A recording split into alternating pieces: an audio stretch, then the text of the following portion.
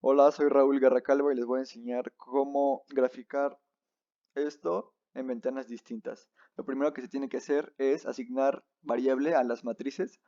Una matriz para tiempo, que tengan 10 valores, una para la botella uno, para la botella 2, para la botella 3, para la botella 4 y sus temperaturas determinadas. Después de asignar las variables, lo primero que tenemos que hacer, tenemos dos opciones. Hacer un ciclo for donde la temperatura uno recorra cada uno de estas y se vaya graficando.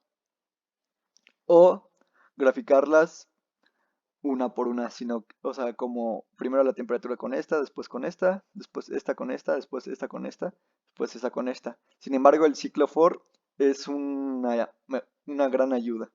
Aquí tenemos un ejemplo de cómo se puede utilizar la variable m. Sin embargo, no es el código que ocupamos para graficarlas. Este es un ejemplo de cómo se podría hacer un ciclo for y cómo se asignan las variables para que trabajen entre sí. Para que estas se impriman en ventanas diferentes, lo único que tenemos que hacer es poner figure, plot, que es graficar, y las variables que asignamos. En este caso sería temperatura, pero las variables de las matrices, no de cada uno. Temperatura, digo tiempo y temperatura. Y así sería de tiempo normal, temperatura 1. Y así sucesivamente. Después ponemos figure, plot, y ahora sería de la temperatura 2 y así sucesivamente.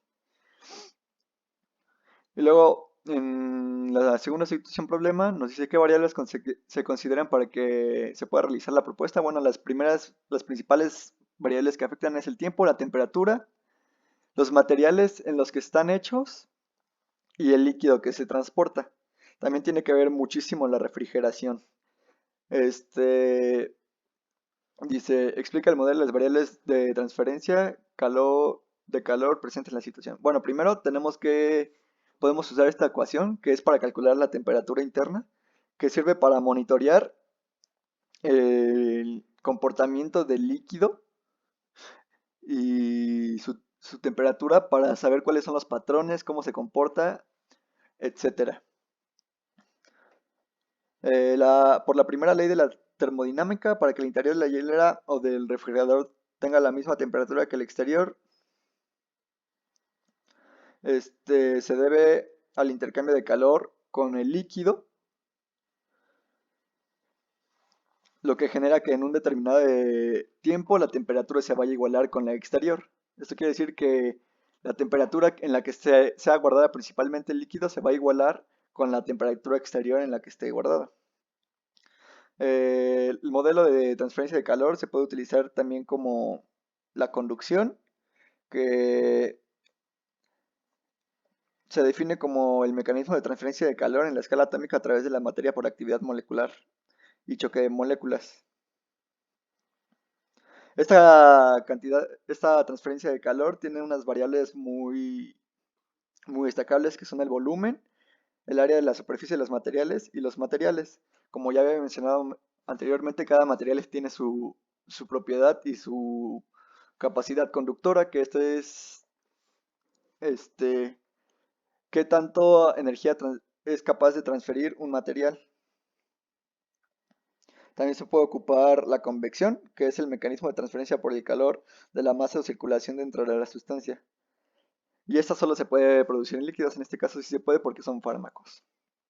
Entonces, ¿es factible la propuesta? Yo digo que si es a África, como es un continente muy caluroso, tarde o temprano la temperatura va a igualar, la temperatura de los fármacos va a igualar la temperatura externa.